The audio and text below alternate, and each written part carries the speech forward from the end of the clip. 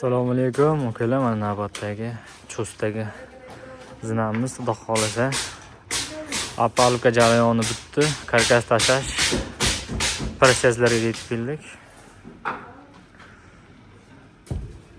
Hop, ko'rishingiz mumkin. Bu yerdan chiqib, aylanib bu yerdan qaytib tushish.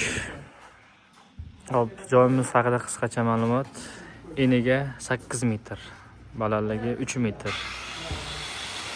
Bunaqasiga 8-20 mikenda. Opsiya.